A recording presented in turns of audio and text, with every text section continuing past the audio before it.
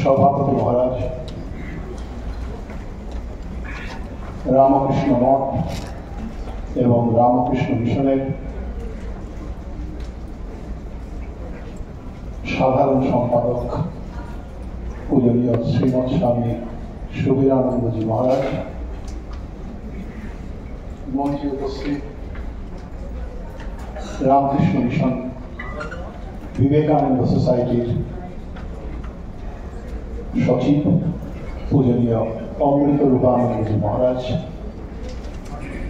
মঞ্চে উপস্থিত স্বামী মুক্তিদানন্দজি মহারাজ, মঞ্চে উপস্থিত স্বামী কৃষ্ণনাথানন্দজি মহারাজ, উপস্থিত বিভিন্ন বরিষ্ঠ সন্ন্যাসী এবং ব্রহ্মচারী বৃন্দ, উপস্থিত শ্রদ্ধেয় ভক্তমণ্ডলী, গুণীজন এবং রামকৃষ্ণ বিবেকানন্দ অনুরাগী। আমি প্রথমে এই সবাইকে আমার যথাযোগ্য প্রণাম এবং শ্রদ্ধা নিবেদন করছি এবং ধন্যবাদ জানাচ্ছি এই আশ্রমের সচিব মহারাজকে এবং আর যারা তার সহযোগী রয়েছেন সকলকে, কারণ তারাই আমাকে আজকের এই অনুষ্ঠানে উপস্থিত হওয়ার সুযোগ করে দিয়েছেন এবং এই অনুষ্ঠানটি উদযাপিত হচ্ছে এই আশ্রমের শতবর্ষ পূর্তি উপলক্ষে। একটি আশ্রম তার যে শতবর্ষের যাত্রা, সেই শতবর্ষের যাত্রার মধ্য দিয়ে সেই আশ্রমে একটি মাইল ফলক স্পর্শ করে। আশ্রম ইতিহাসে এটি অত্যন্ত গুরুত্বপূর্ণ। এই আশ্রম যে উদ্দেশ্যে তৈরি হয়েছিল 100 বছরেরও বেশি দিন আগে, সেই আশ্রম আজ কোন অবস্থায় দাঁড়িয়ে আছে এবং ভবিষ্যতে উন্নতির কোন পরিকল্পনা এই আশ্রমে আছে কি না এবং কিভাবে সেই পরিকল্পনার রূপায়ণ বাস্তবায়ন হবে, এই শতবর্ষ পূর্তি অনুষ্ঠান সমারোহের মাধ্যমে আমরা সেগুলোর পর্যালোচনা করার সুযোগ পাই। কাজে এই ধরনের অনুষ্ঠান সত্যি তাৎপর্যবহ এবং অত্যন্ত গুরুত্বপূর্ণ। আমার আলোচ্য বিষয় সেবা যোগ, একটি বহু চর্চিত এবং অত্যন্ত উপযোগী সাধন পন্থা। যারা ঈশ্বর সাধক, ভগবানের উপলব্ধিকে যারা জীবনগত হিসাবে গ্রহণ করেছেন, তারা বিভিন্ন যোগ অবলম্বন করেন।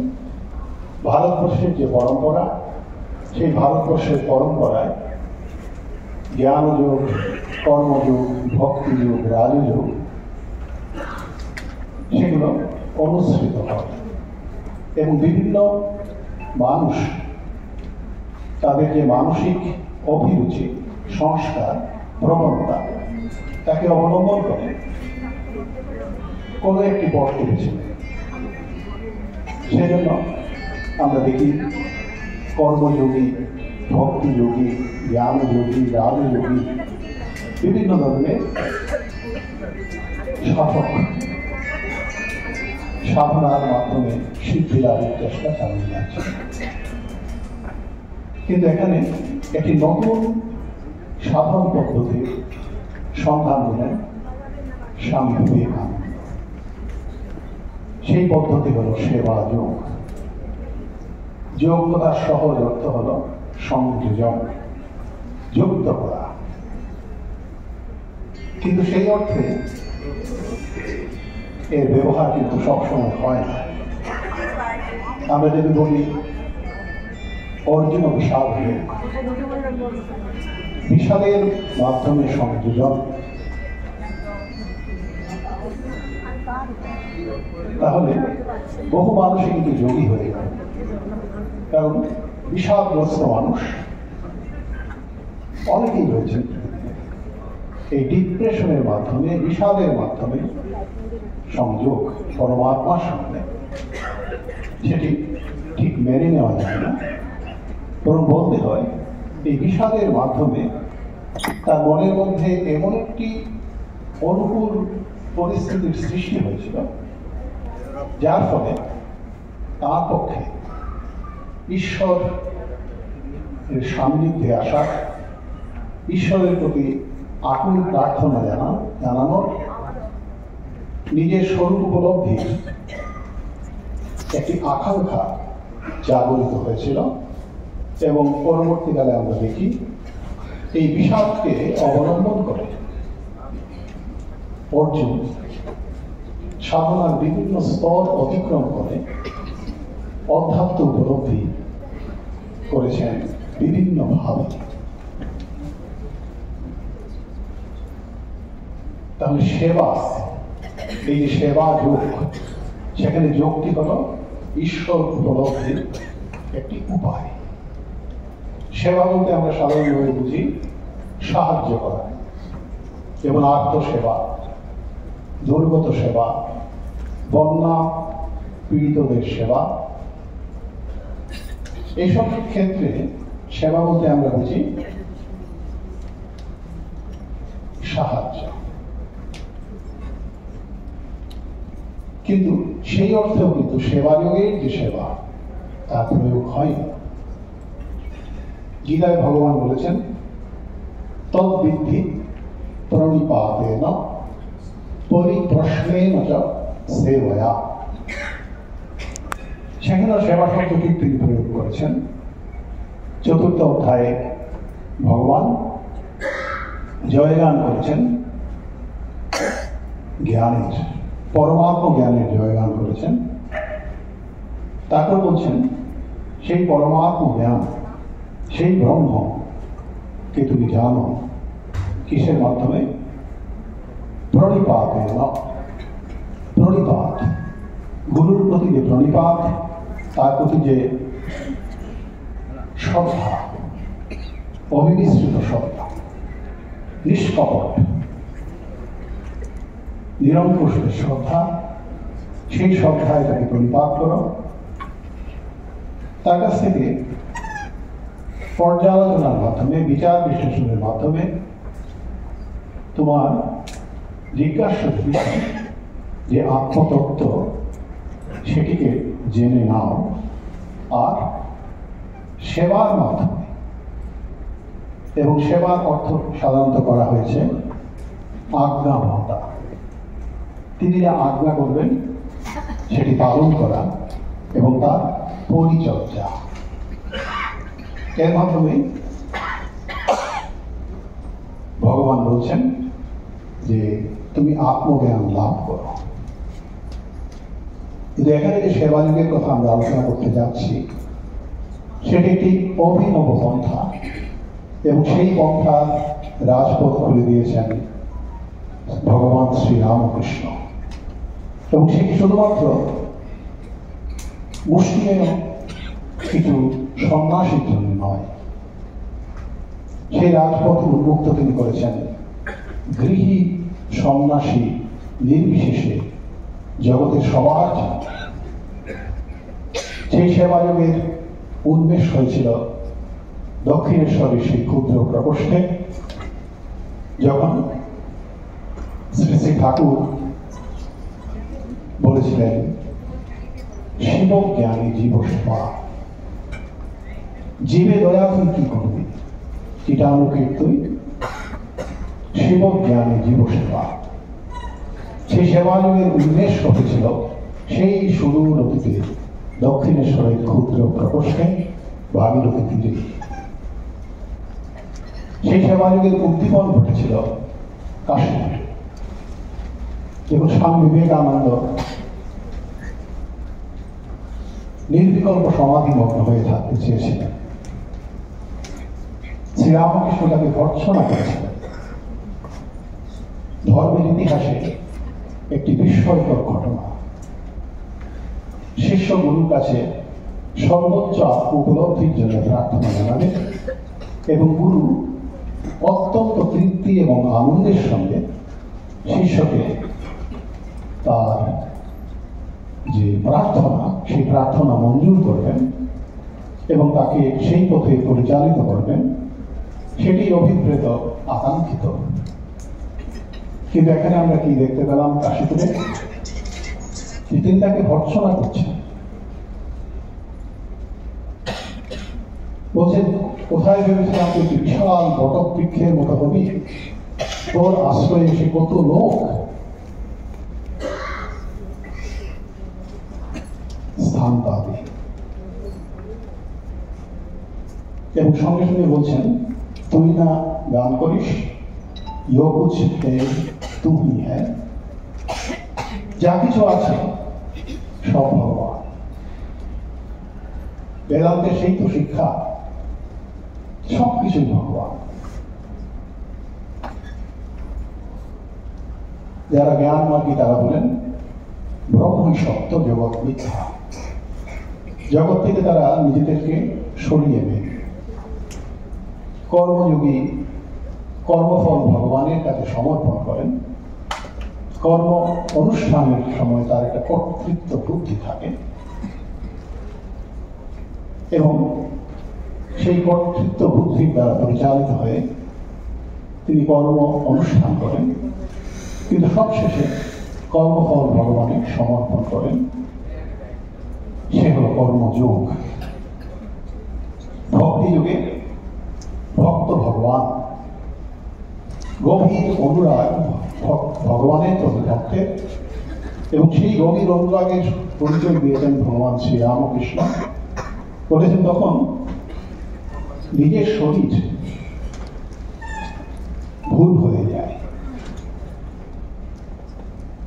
জগৎ তো ভুল হয়েই যায়, নিজের শরীর যেটা অত্যন্ত প্রিয় আমাদের কাছে, মানুষ সেটি পর্যন্ত বিস্মৃত হয়। আর রাজযোগী যোগ দর্শন, সেখানে বহু পুরুষবাদ স্বীকৃত। পুরুষ বহু, একই আত্মা বহু হয়ে প্রকাশিত হচ্ছেন এবং সেই পুরুষ থেকে প্রকৃতিকে আলাদা করা, সেটি হচ্ছে রাজযোগের লক্ষ্য। কিন্তু এখানে শ্রীরামকৃষ্ণ যে সেবাযোগের উপদেশ দিলেন ইঙ্গিতে, সেখানে তিনি বললেন সবার মধ্যে ভগবানকে দেখা। এবং এই যে সেবাযোগের উদ্দীপন এখানে হল, তার পরিপূর্ণ পূর্ণাঙ্গ বিকাশ ঘটল রামকৃষ্ণ মিশন প্রতিষ্ঠার মাধ্যমে। সেখানে স্বামী বিবেকানন্দ রামকৃষ্ণ মিশনের যে লক্ষ্য উদ্দেশ্য, সেখানে মানুষের সার্বিক কল্যাণের কথা বলেছেন।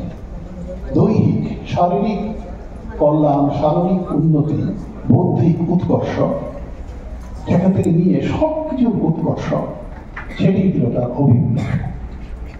এবং সেখানে কর্ম এবং উপাসনা,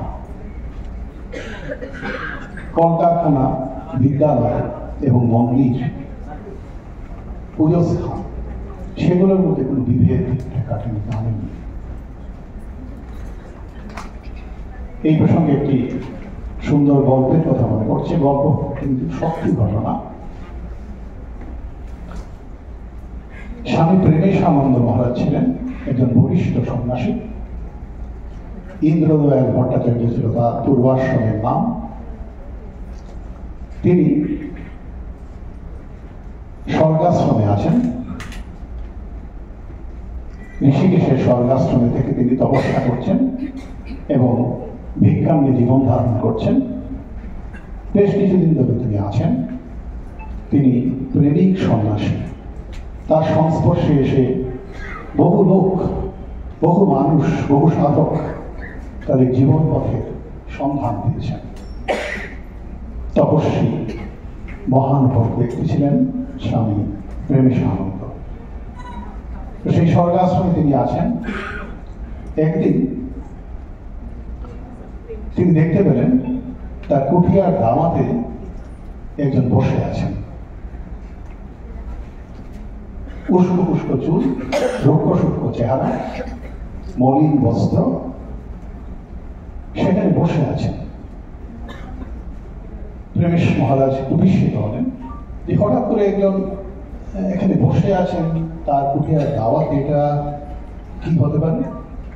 তিনি ভালো করে তার মুখের দিকে তাকালেন এবং আগন্তুক ব্যক্তি তিনিও তার মুখের দিকে এক দৃষ্টে তাকিয়ে রয়েছেন।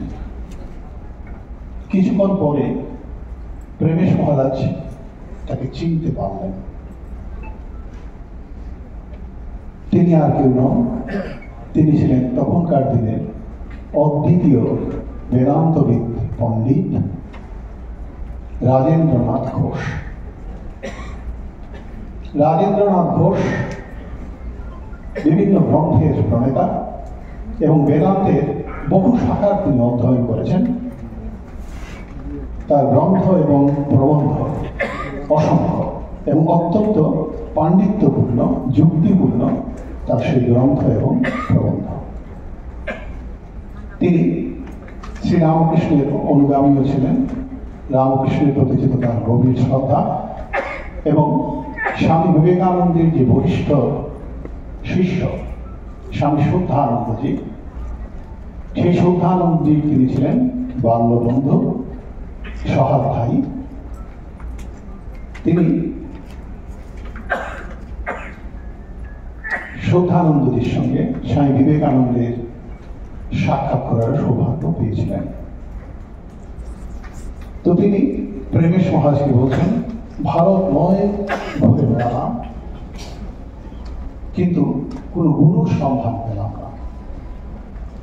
তিনি ব্রহ্মজ্ঞ ব্যক্তির সন্ধান করছেন, তার কাছ থেকে ব্রহ্মের উপদেশ প্রার্থনা করবেন, কিন্তু সারা ভারতবর্ষ ঘুরেও সেরকম কোন গুরুর সন্ধান তিনি পেলেন না।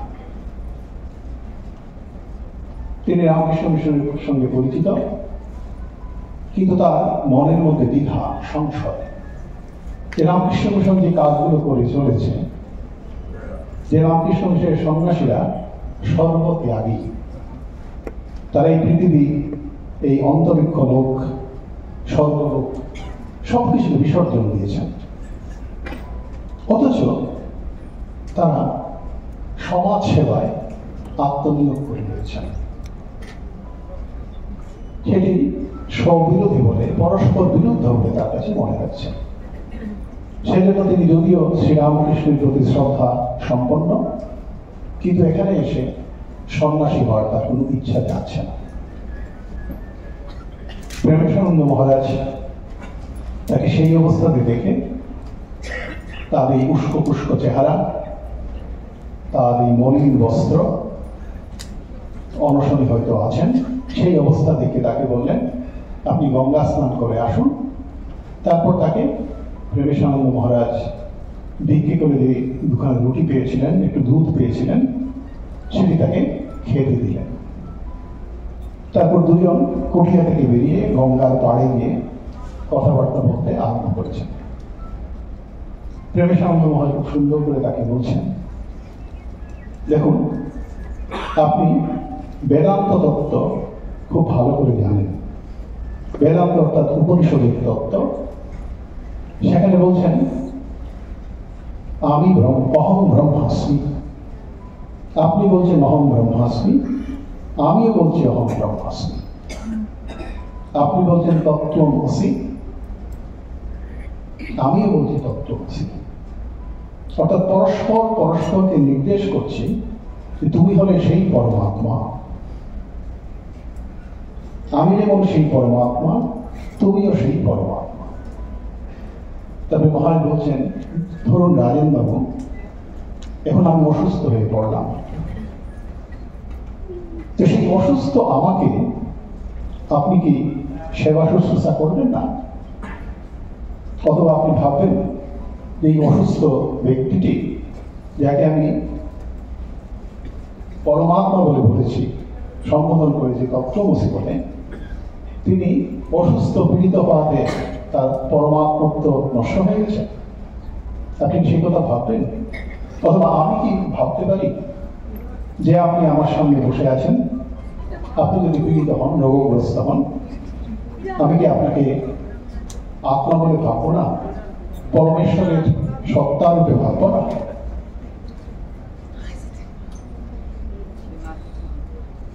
আরো বললেন যে আপনি শাস্ত্রজ্ঞ ব্যক্তি, শাস্ত্রে তো রয়েছে অনাশ্রিত কর্মফলম কার্যং কর্ম করোতি ইহ সসন্ন্যাসিত যোগী চ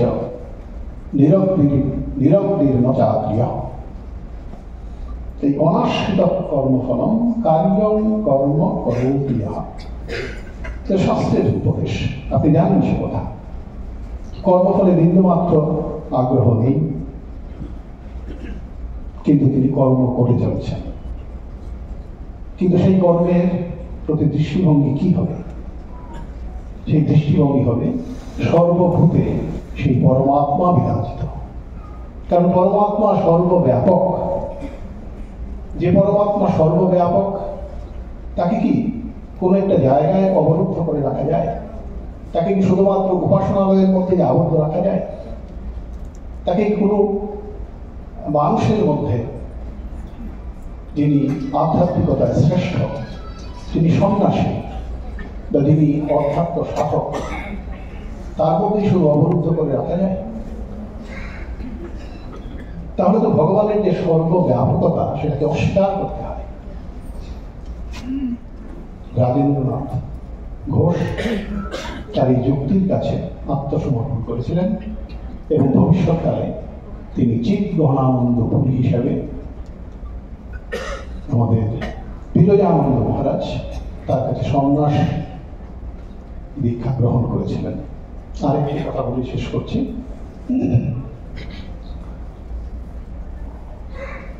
স্বামী রঙ্গনাথানন্দজি তখন রয়েছেন হায়দ্রাবাদে, হায়দ্রাবাদ মঠের তিনি অধ্যক্ষ। কলকাতায় তাকে আমন্ত্রণ জানানো হয়েছে বিড়লাদের পক্ষ থেকে। সেখানে স্বামী বিবেকানন্দের হিউম্যানিজম সম্বন্ধে তিনি বক্তৃতা করবেন।